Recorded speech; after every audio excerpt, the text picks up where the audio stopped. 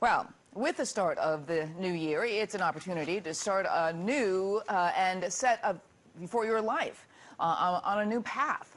Author Robert V. Taylor has some suggestions. He's written a book, A New Way to Be Human, 7 Spiritual Pathways to Becoming Fully Alive. And Robert joins me now from Seattle. Welcome. It's great to be with you, Lauren. Thank you. Well, it's great here, and I want to, you have a lot of advice. You have some things I want to get to, but what is your overall advice to people who are looking to change their lives for the better, especially in the new year when it starts? You have this feeling you want to start anew. What's kind of the overall advice?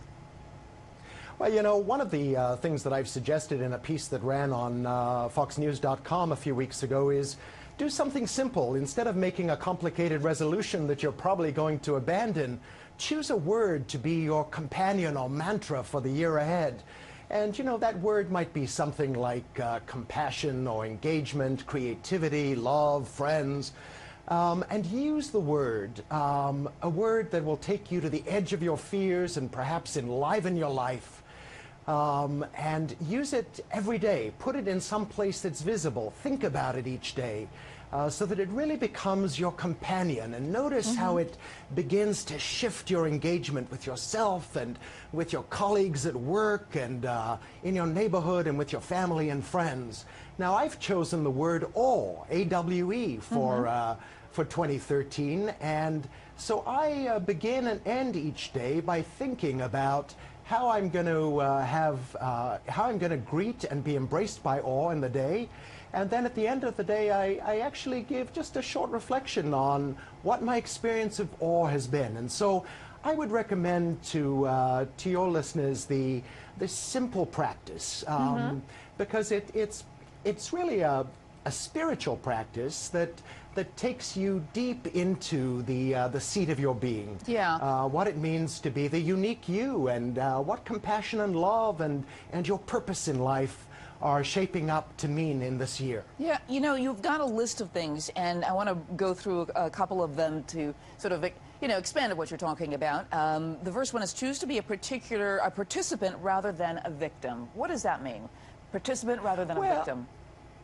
Well, I think so many of us have something that has happened in our life that could easily allow us to see ourselves as a victim to circumstances and it's not pretty to be a victim. It's not life-giving, and it essentially gives power to other people or an event to diminish you. And so you become a bystander to your own life. And so what I say to people is choose instead to be an active participant. There is something in your unique story and in your voice that reveals ancient wisdom and that draws you out more fully to be engaged with yourself and the world. And for me, one of the first times that I had a sense of this was 32 years ago. I had a meeting with Desmond Tutu in South Africa. It was my first one-on-one meeting with him.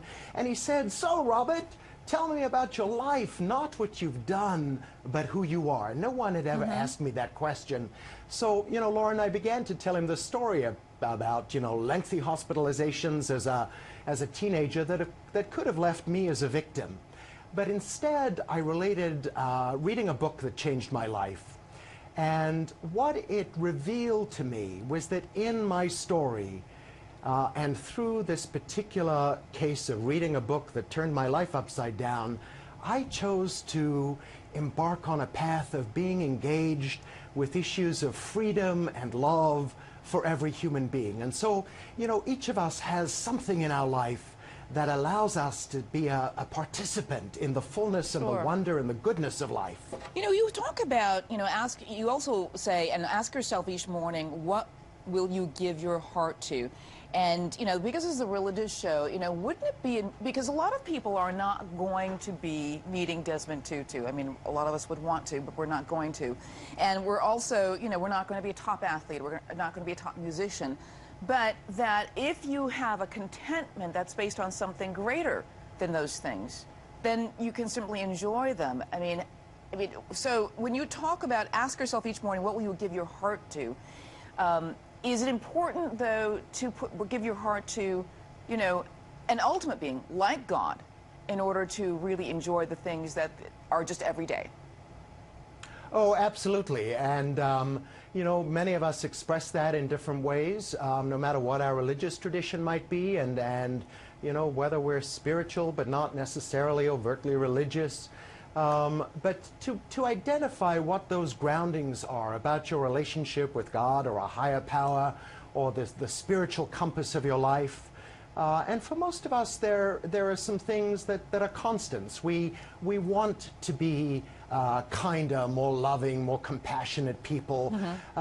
Perhaps we're going to begin each day by giving our heart to finding delight in the company and the presence of an unexpected encounter with a colleague at work or someone in our neighborhood, or you know, the person who's a sales clerk. I was in a department store last week buying some sheets and got talking to the woman who was helping me, and she was 75 years old and she'd raised 6 kids, and she wanted to talk about the sheets and her life, and you know, it was just this remarkable encounter. And so I was struck by her delight and her gladness in life. And so I think part of it is how we choose to actually offer ourselves to the day and to the circle that is not just our life and perhaps our life with God and our spirituality, but a circle that includes the people we will meet.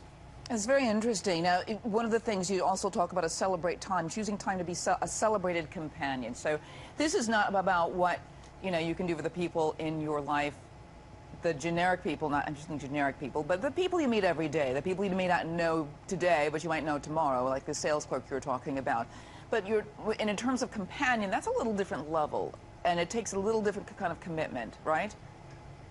Oh, absolutely. It really requires this sort of sense of being both mindful and awake to all of the possibilities that today and every day presents to you and to me and to each of us.